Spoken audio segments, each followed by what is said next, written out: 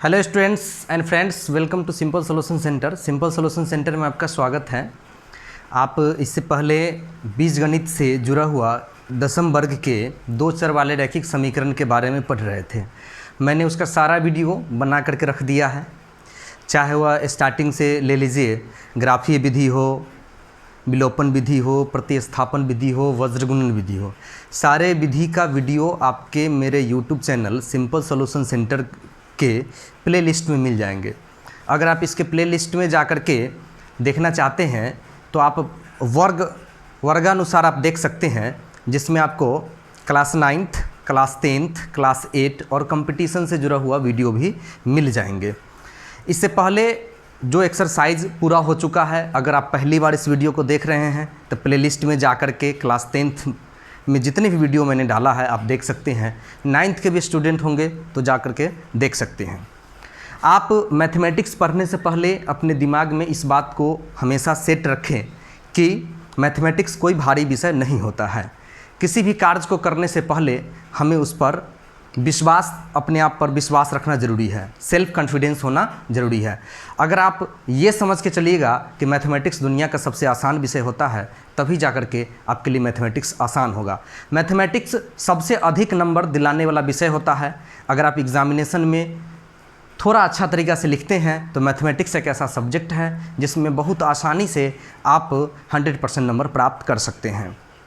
तो जैसा कि आपको मालूम है कि पिछले वीडियो में मैंने बहुत सारे क्वेश्चन को कराया है।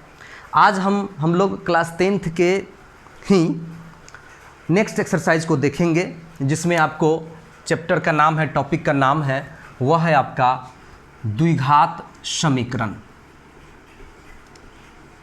जो टॉपिक हम लोग देखने जा रहे हैं उस टॉपिक का नाम क्या है? द्विघात समीकरण।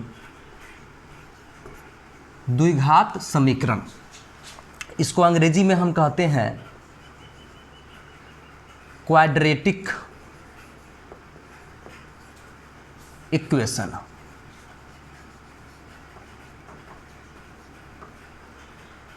अब द्विघात समीकरण से इससे पहले हम पूर्व परिचित नहीं हैं, तो पढ़ने का तरीका है कि सबसे पहले हम ये जानें कि पहले से किससे परिचित है।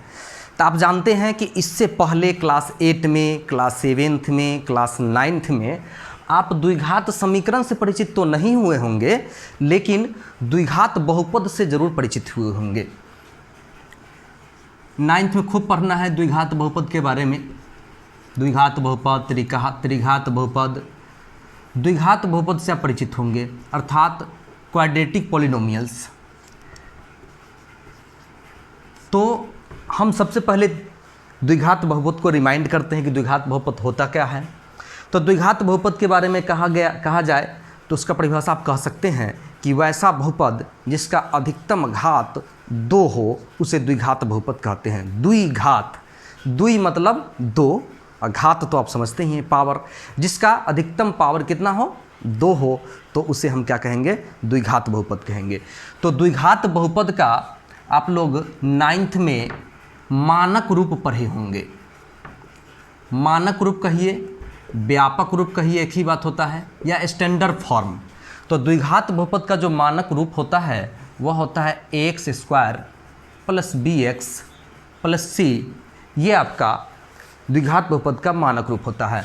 आप इसको ऐसे भी लिखते हैं कि p मतलब पॉलिनोमियल्स, और x के रूप में जो पॉलिनोमियल्स हैं वह उसको अगर लिख देते हैं ax² + bx + c, तो ये आपका द्विघात बहुपद का रूप हो गया, जहाँ a, b, c कोई वास्तविक संख्याएं हैं।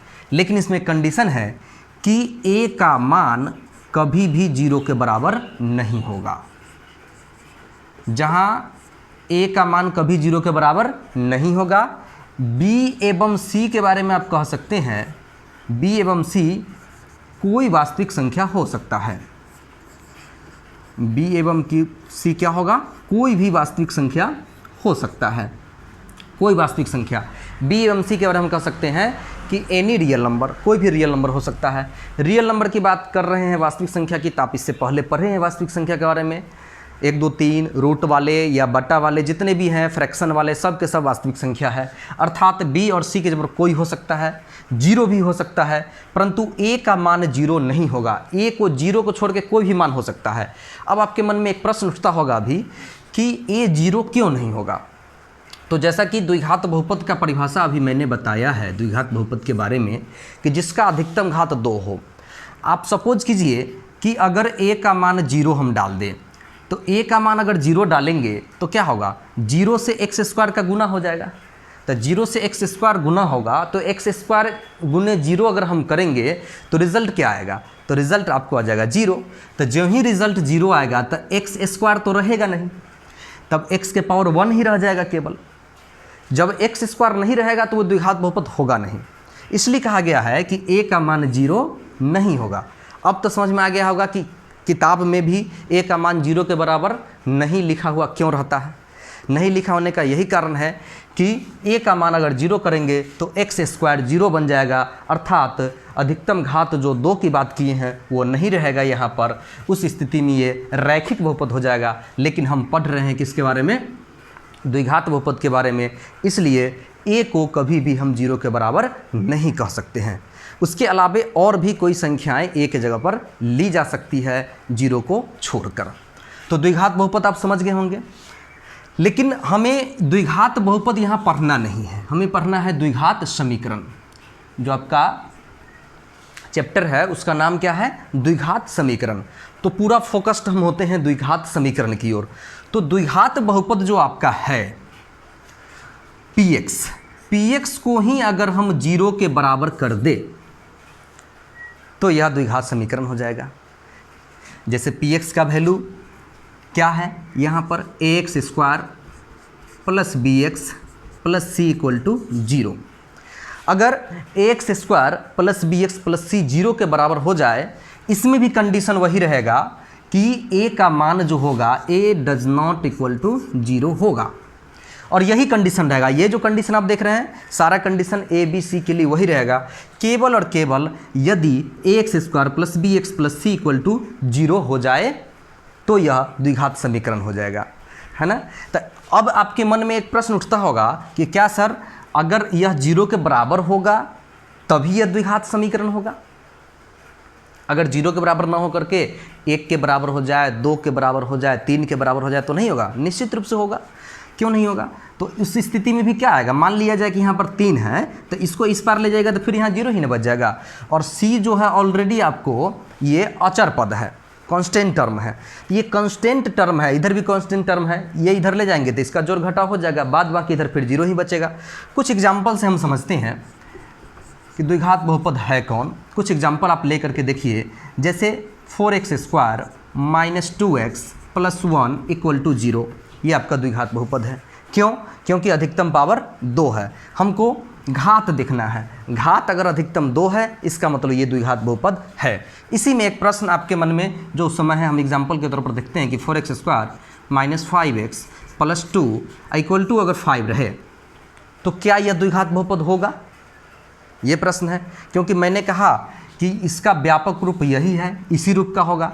तो यहाँ 0 तो नहीं है, यहाँ 5 है, तो हम क्या कह सकते हैं कि ये द्विघात बहुपद नहीं होगा। ये जो है यह किसका व्यापक रूप है? तो ये द्विघात बहुपद की बात नहीं कर रहे हैं हम, द्विघात समीकरण की बात कर रहे हैं। तो क्या ये द्विघात समीकरण नहीं होगा? तो निश्चित रूप से होगा। और एक बात और जान लीजिए, ये द्विघात समीकरण का क्या है? यही हमारा व्यापक रूप है। किसका? द्विघात समीकरण का। द्विघात समीकरण का ये हो गया हमारा व्यापक रूप। समीकरण का व्यापक रूप ये हो गया। ऑब्जेक्टिव प्रश्न में आपको ऑब्जेक्टिव में इस तरह से आ सकते हैं कि निम्न में से कौन द्विघात समीकरण का रूप है, द्विघात समीकरण का मानक रूप है, व्यापक रूप है। तो आप इस टर्म में जो सजा हुआ मिलेगा, हमको ABC से कोई मतलब नहीं है, केवल देखेंगे कि इस टर्म में सजा हुआ है तो वह द्विघात समीकरण होगा। ऑब्जेक्टिव में आपको ये सहायता होगा, ये आप याद रखिएगा। तो उसके बाद क्या है कि जैसे इसका एग्जाम्पल हम लिए थे, इसमें तो कहने में कोई डाउट नहीं है कि ये द्विघात समीकरण है, लेकिन इसमें की बात हम किए तो चूंकि यहाँ 0 नहीं 5 है तो भी इसको हम द्विघात समीकरण कहेंगे। क्यों?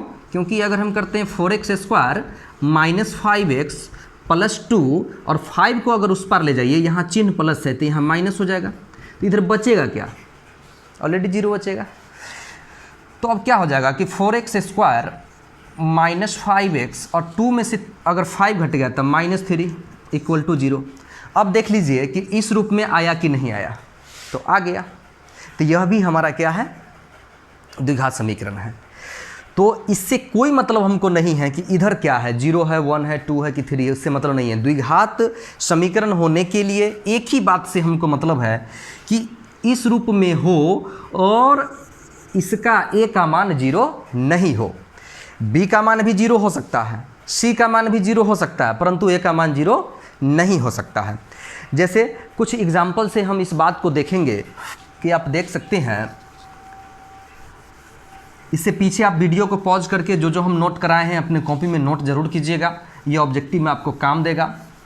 अब जैसे मान लेते हैं हम कुछ एग्जाम्पल लेते हैं, आपको पहला NCERT के पहला एक्सरसाइज में ही पहला क्वेश्चन है कि निम्नलिखित में से कौन द्विघात समीकरण है और कौन नहीं है। तो अगर आपको द्विघात समीकरण की पहचान है, द्विघात समीकरण का पहचान आपको मालूम है, अभी हम लिखे थे कि द्विघात समीकरण का व्यापक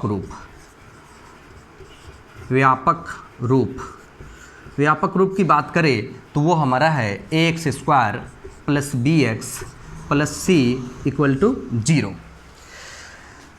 जहाँ क्या है कि केवल हम बात कर लेते हैं कि a does not equal to 0 है, बाद बाकी b और c का मान कुछ भी हो सकता है, कोई भी वास्तविक संख्या हो सकता है।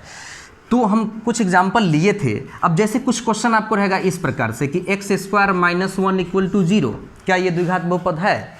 तो आप सजाइएगा यहाँ, तो ax² तो यहाँ 1 है, bx तो x तो है ही नहीं, तो क्या इसके बारे में हम यहाँ कह दे कि ये द्विघात समीकरण नहीं है? जी नहीं, बिल्कुल ऐसा नहीं कहेंगे।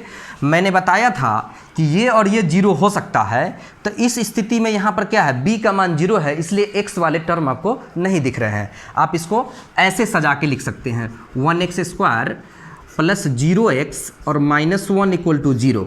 तो अब आप देख लीजिए कि अब तो इस टर्म में आ गया, a का मान 1 है, b का मान 0 है और c का मान -1 है। मैंने कहा था कि केवल a के बारे में कि ये 0 नहीं हो सकता है।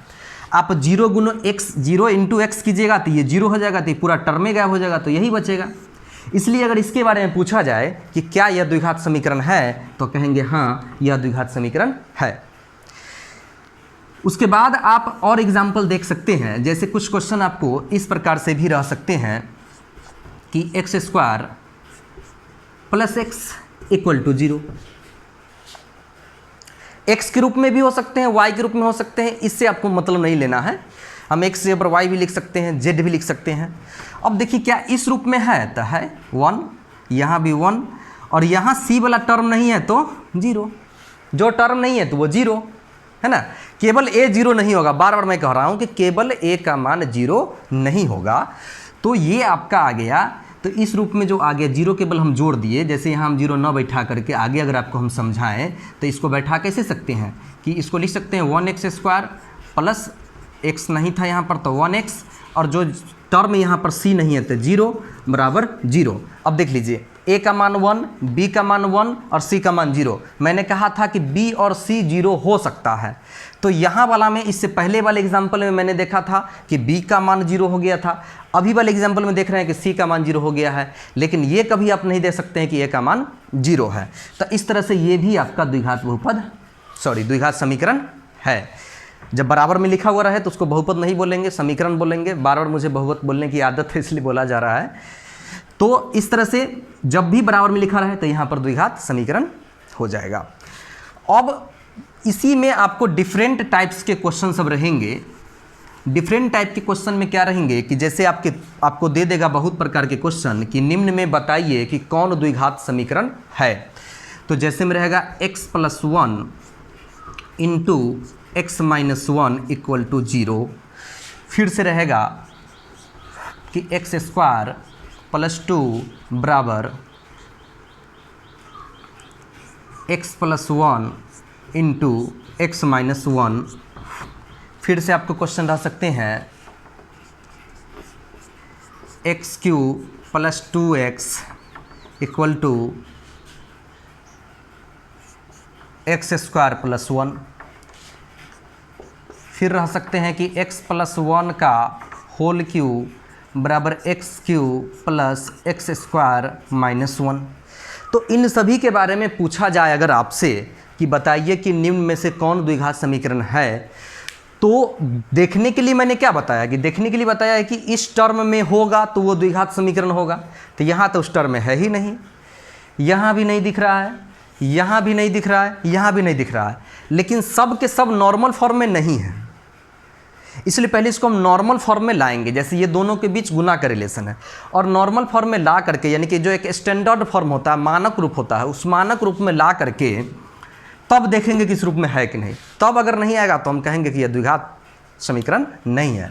जैसे इसको देखिए, x plus 1 into x minus 1, यह एक फार्मूला पर सजा हुआ है, a plus b into a minus b. तो a plus b into a minus b का फार्मूला होता है a square minus b square. तो x को गुना कर दीजिए तो क्या हो जाएगा, एक्स स्क्वायर। वैसे गुना फार्मूले पर बैठाते हैं, गुना करके भी हम ला सकते हैं, बराबर 0। इट मीन्स हो गया एक्स स्क्वायर माइनस 1 बराबर 0। अब मैंने क्या कहा था कि यदि केवल अधिकतम घात ये दिख जाए तो उसके बारे में हम कह सकते हैं कि ये द्विघात समीकरण है। लेकिन आपका मन में फिर प्रश्न होगा कि सर इस रूप में तो नहीं है। तो मैंने इससे पहले बताया है कि देखिए ये तो है ही, b वाला टर्म नहीं है, इसका मतलब b का मान 0 है और c का मान 1 है ही, यानी उस टर्म में हम सजा के लिख सकते हैं और इसको हम कह सकते हैं कि यह द्विघात समीकरण है। अब इसमें देख लीजिए, इसमें तो एक्स स्क्वायर यहाँ दिख रहा है, परंतु इधर भी कुछ है, तो एक्स स्क्वायर प्लस 2, उसके बाद क्या है, इसको गुना कीजिएगा तो क्या हो जाएगा, एक्स स्क्वायर मतलब a plus b into a minus b है, तो एक्स स्क्वायर माइनस 1 का स्क्वायर फिर हो जाएगा। फिर क्या हो गया, x square plus 2 equal to हो गया एक्स स्क्वायर माइनस 1। दोनों तरफ एक्स स्क्वायर दिया हुआ है आपको, दोनों तरफ बराबर रहता है तो कट जाता है। अब यहाँ तो एक्स स्क्वायर बचा ही नहीं, जब एक्स स्क्वायर बचा ही नहीं तो उसके बारे में आप क्या कह सकते हैं कि वह द्विघात समीकरण है? नहीं, जब एक्स स्क्वायर है ही नहीं, दो घात वाला कोई पद ही नहीं है, तो हम उसको द्विघात समीकरण कभी कह ही नहीं सकते हैं। तो इसके बारे में हम कह सकते हैं कि यह द्विघात समीकरण नहीं है। इसके बारे में क्या लिख सकते हैं कि यह द्विघात समीकरण नहीं है, नहीं लिख दीजिए। उसके बाद इसमें देख लीजिए, इसमें दो भाग में है, इधर भी सबको पहले इधर ले आइए, गुना उना करने का चक्कर तो है नहीं। एक्स क्यू प्लस 2x और minus x square plus 1 equal to 0 सजाएंगे भी तो क्या आ जाएगा, ये x cube minus x square plus 2x plus 1 equal to 0। तो आप देख लीजिए, सजाने के बाद भी जो इसका स्थिति हो रहा है उसमें एक्स स्क्वायर तो है, लेकिन क्या हम कह दे कि यह द्विघात समीकरण है? मैंने क्या कहा था कि द्विघात समीकरण वही होगा जिसके अधिकतम घात 2 हो। इसमें अधिकतम घात कितना है, यहाँ 3 है, यहाँ 2 है, यहाँ 1 है, यहाँ कुछ नहीं तो 0 है, तो इसमें अधिकतम घात कितना हो गया, 3। तो अधिकतम घात 3 हो गया तो वह द्विघात समीकरण नहीं होगा, तब वो त्रिघात समीकरण हो जाएगा। मुझे द्विघात समीकरण के बारे में बताना है, इसलिए ये भी आपका द्विघात समीकरण नहीं हुआ। अब इसके बारे में हम देखते हैं, ये a प्लस बी के होल क्यू के टर्म में है, तो इसको पहले लिख लीजिए। a प्लस बी का होल क्यू क्या होता है आपको मालूम होगा, a cube plus 3a square b plus 3ab square और प्लस बी क्यू होता है। तो कर लीजिए a cube plus 3a square b यानी एक्स स्क्वायर इंटू बी का मान 1 अब प्लस 3ab स्क्वायर, तो 3 इंटू एक्स इंटू 1 का स्क्वायर अब प्लस बी क्यू यानी 1 का क्यू, और इधर रह गया x cube plus x square minus 1। तो उस हिसाब से आप देख लीजिए कि ये क्या हो गया कि ये दोनों तरफ, अब यहाँ ऐसा कर लीजिए कि दोनों तरफ एक्स क्यू है, कैंसिल हो जाएगा।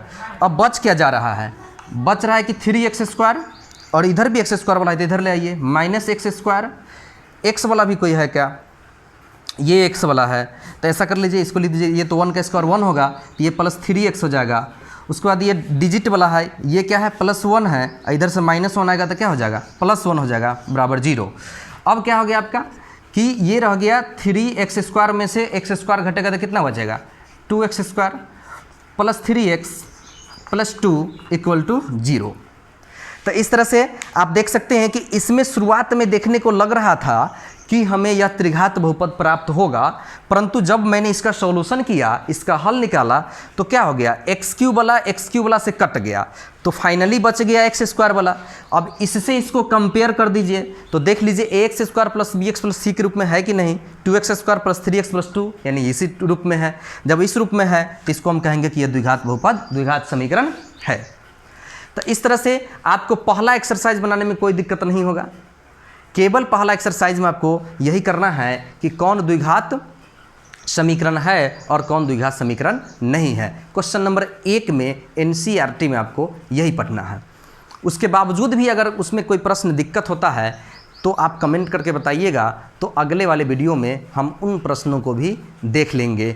इसके अलावा क्वेश्चन नंबर 2 उसका होगा तो भाषा पर आधारित है। जैसे आप क्या काम किए हैं, 2 चर वाले रैखिक समीकरण में मानते थे किसी को x किसी को y, यहाँ केवल x ही मानना है, क्योंकि अभी तक हम देखे हैं कि ये x के टर्म में है, एक चर ही है, 2 चर यहाँ पर नहीं है। तो आप जो कंडीशन दिया हुआ रहेगा, एक को x मानिएगा। जैसे कैसे बनाना है, अगर लंबाई चौड़ाई की बात हो तो क्वेश्चन किस प्रकार रहेगा कि किसी आयताकार खेत की लंबाई उसकी चौड़ाई की 2 गुनी है, लंबाई चौड़ाई की 2 गुनी है।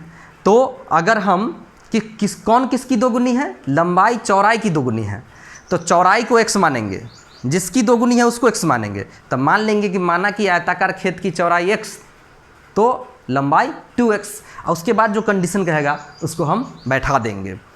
तो हम समझते हैं कि आप द्विघात बहुपद, द्विघात समीकरण से जुड़ी हुई जितनी भी बातें हैं उसको सीख गए होंगे। ए का मान 0 क्यों नहीं होना चाहिए, क्यों लिखा रहता है, और बी और सी क्यों हो सकता है, ये सभी बातों को सीख गए होंगे। अगर आपको यह वीडियो अच्छा लगा तो अपने दोस्तों के ग्रुप में शेयर कर दीजिए, और अभी तक हमारे चैनल से आप नहीं जुड़ सके हैं तो लाल वाले बेल आइकन को दबा करके चैनल को सब्सक्राइब कर दीजिए, जिससे यह आपको जब भी हम वीडियो बनाएं तो उसका नोटिफिकेशन समय समय पर मिलता रहे। जय हिंद।